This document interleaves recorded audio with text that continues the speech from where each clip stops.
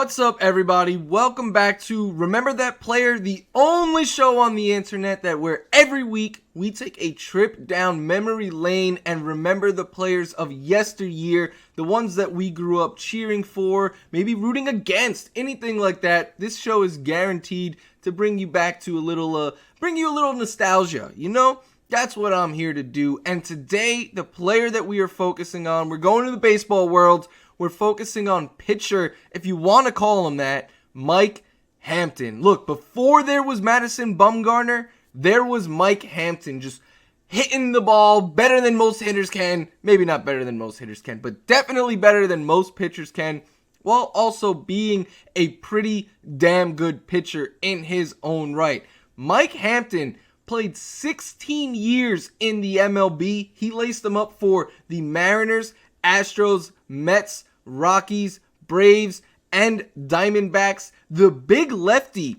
was a two-time All-Star, five-time Silver Slugger. I told you he could hit. He won a Gold Glove, and he was the NLCS MVP in 2000 for the New York Mets.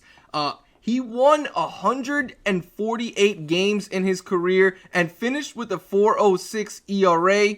His best season came in 1999 when he went a whopping 22-4 with a 2.9 ERA. When is the last time you saw a pitcher win 22 games? It just doesn't happen very often in today's baseball, but Mike Hampton got the job done in 99. As I mentioned earlier, he helped the Mets get to the World Series in 2000. He made one start there, his only World Series start of his career. He lost to the New York Yankees, though, and after that 2000 season, he cashed in. He signed what was then the biggest contract in the sports history at the time, an 8-year deal worth $121 million. I know it's wild to say after Mike Trout signed for nearly $500 million, but $121 million over 8 years was the biggest contract at the time, just a little over 2 decades ago. Hampton, again, I know he was a pitcher, but he's best known, arguably, for what he did with the bat. He was the best hitting pitcher of his era, and I don't really think you can question that.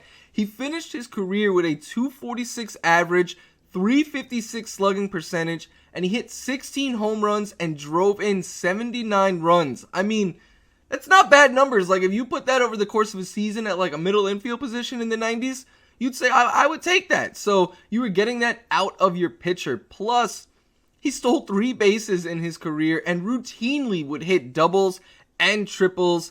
In 2001, his first year with the Colorado Rockies, right after signing that biggest contract in the sports history, the man went out there and belted 7 home runs in one season. I wish we got to watch a lot more of him in Coors Field because it would have been a lot of fun.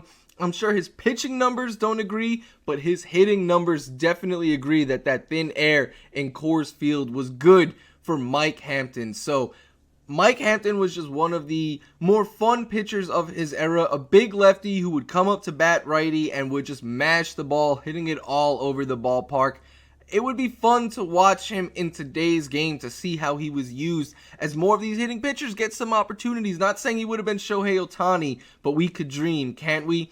So Mike Hampton, thank you so much for all those memories in the 90s and early 2000s. Thank you for what you did both on the mound and in the batter's box. And for all you accomplished, you were today's player to remember.